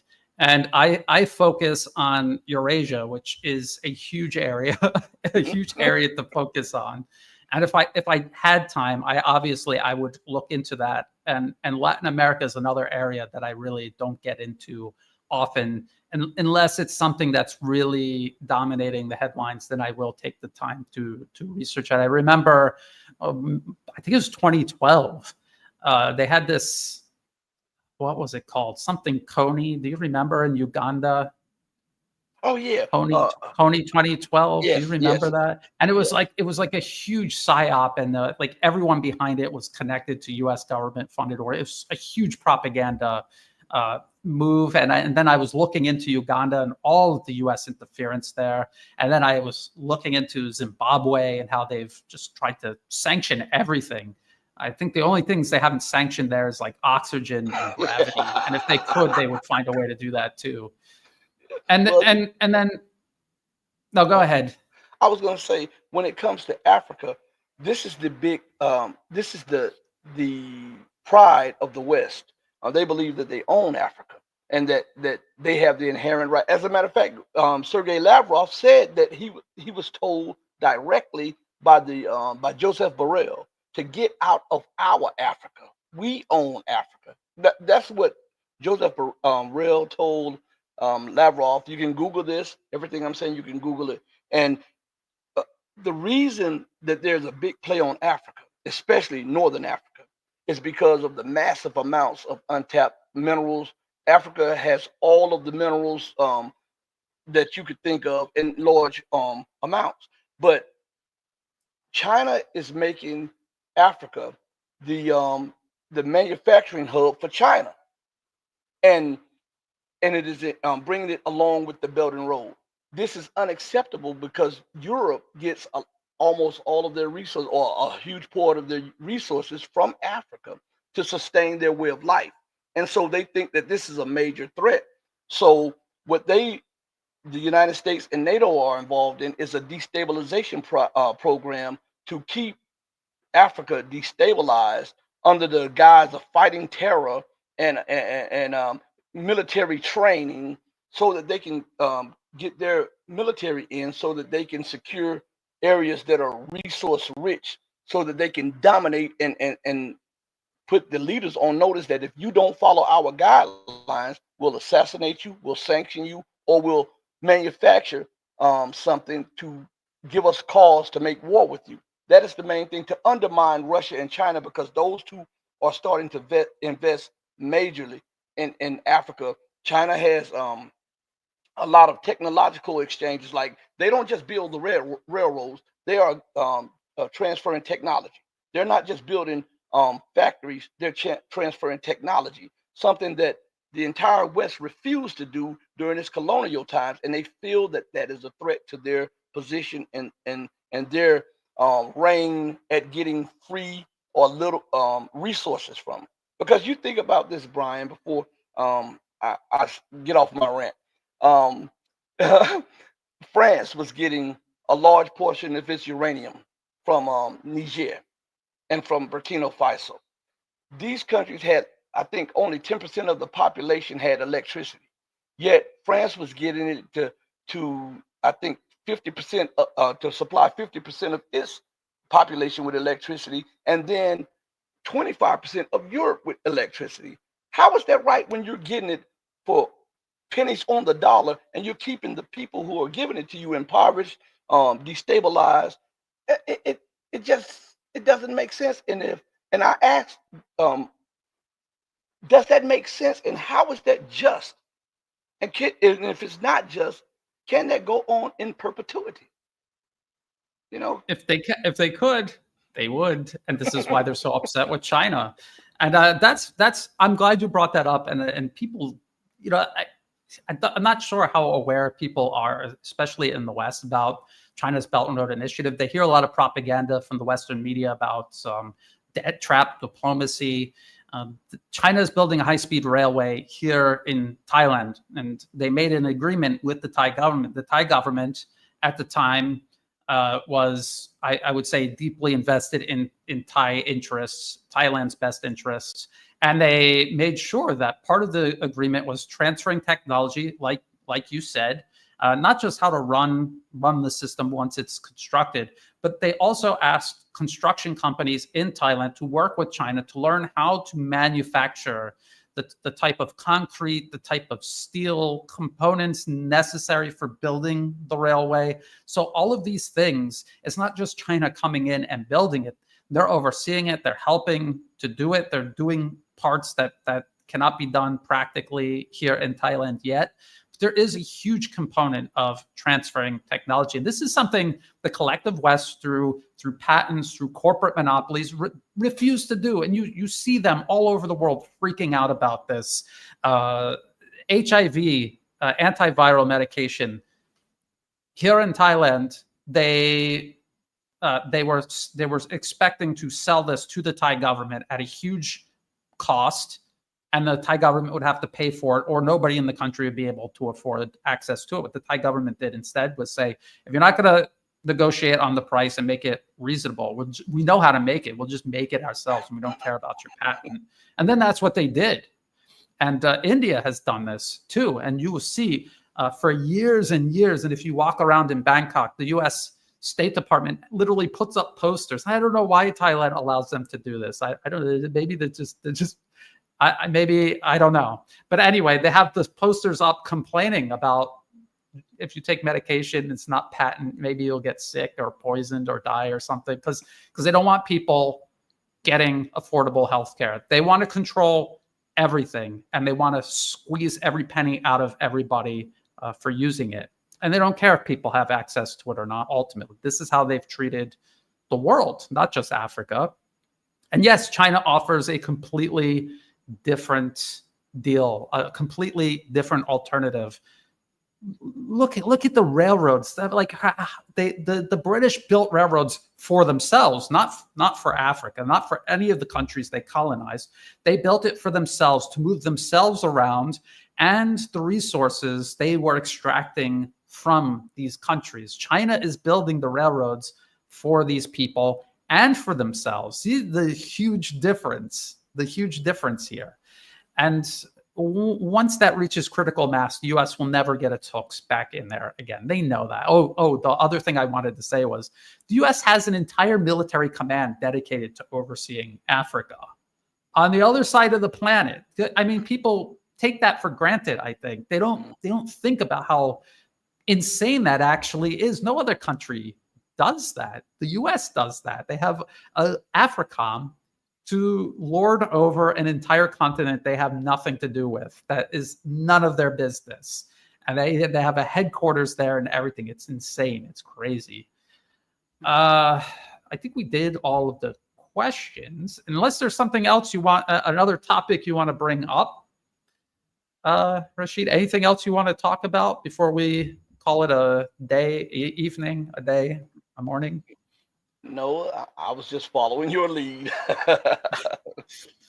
Well, I think we covered a lot of ground. Of course, you're welcome to join Angelo and I again, and maybe we'll get some more people in on these roundtables in the future.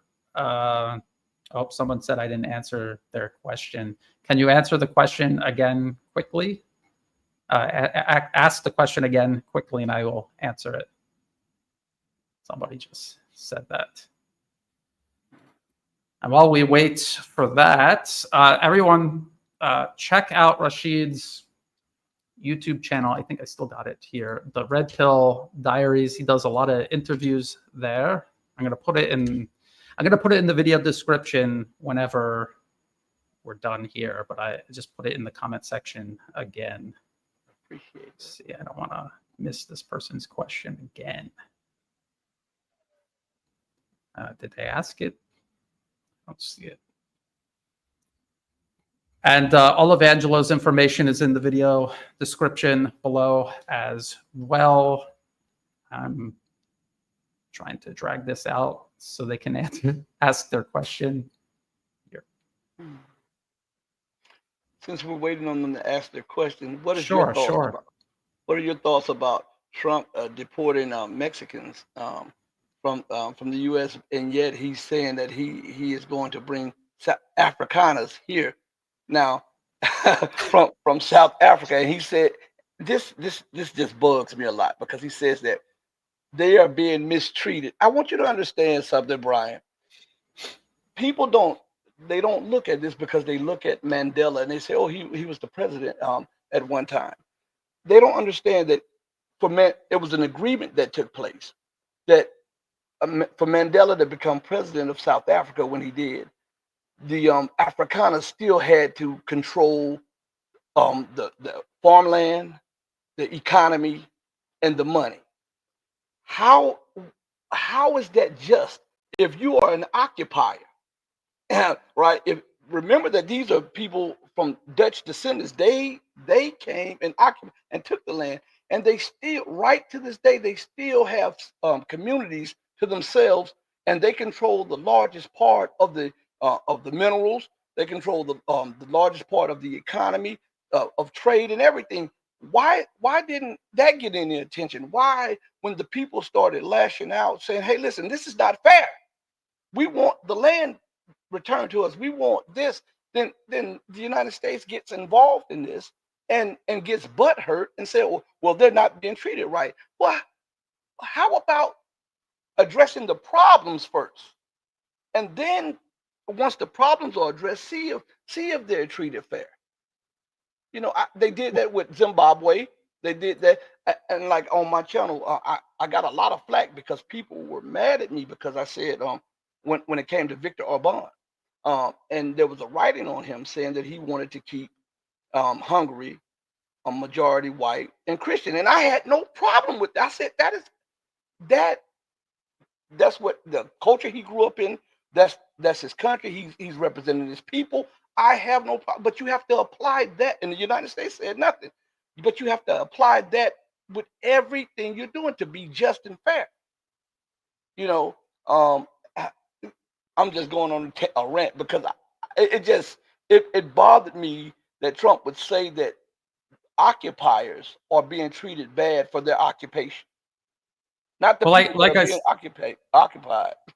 Yeah, well, like I said, we touched on this very briefly when I was on your channel, and I said, why are there a bunch of white people walking around in Africa in the first place? Like, where doesn't anyone ask where did they come from? Why are they there in the first place? At the same time, Trump is complaining about this in South Africa. He's talking about and helping facilitate wiping out all of the Palestinians from their land. That's their land.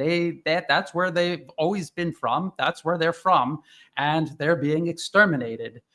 So what about that? And then you asked me about deporting people from Mexico, and this kind of links to the whole issue of immigration into Europe. If Americans and if Europeans want people to stop flooding into their country, stop bombing and destroying their country, and they will stay and build their lives at home where they're from and where they want to stay. Nobody wants to just get up and go to the other side of the planet and start over again.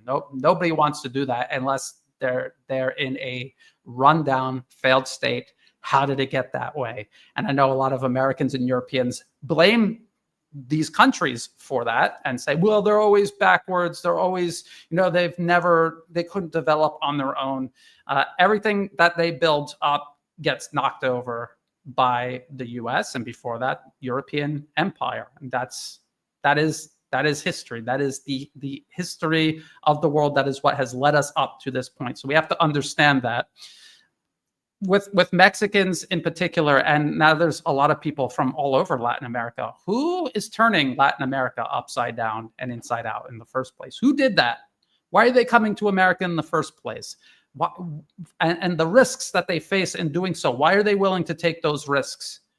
Why don't they want to stay in their own countries where they're actually from? And again, it's look at the history of the United States, CIA, USAID, NED, destabilizing countries, arming terrorists, narco-terrorists, death squads, the School of America, the Americas. Look that one up, and a real eye-opener of what the U.S. has done to Latin America. Look at what America has done, and that's your answer to why they're all there. And if that's the reason why they're all there, is it fair to just throw them back? Why don't you stop burning Latin America to the ground first, and maybe they'll go back on their own? That's a thought. Also, why are I don't really think Trump is serious about dealing with the issue, because the special interests he serves are using these people for cheap labor. It's such a key component of the American economy at this point.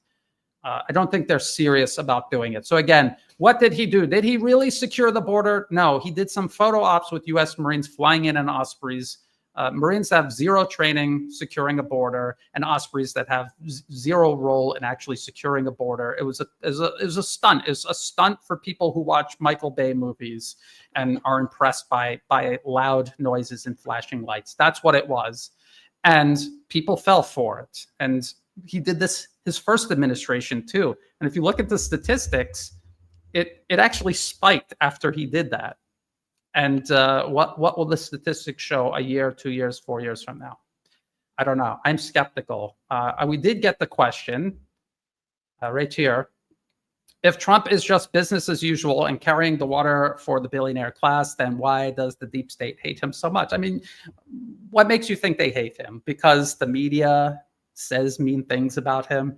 Do you think, like, when Hulk Hogan joins the NWO, like, the people really hated him? Or do you think it was all theater to distract and divide the American public?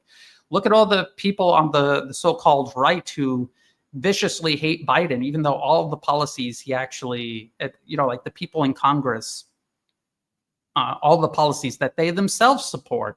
So it's a theater. I remember someone just recently asking Secretary Rubio, now that he's Secretary of State in the Trump administration, going back to him mocking and belittling President Trump.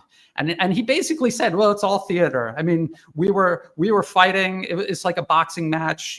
You're in the ring, you have to perform, but now I'm part of the administration, so it's completely different. So they're telling you it's theater. That's the answer. It's theater. And Brian, don't forget, the vice president attacked Trump before he was ever selected to be the vice president. So yes. It's all political theater. Absolutely. And people got to stop falling for it. They got to start looking and seeing through it. And just case in favor of Trump. Basically, what Assad said in his first term about him showing the true face of the empire to the neutral world.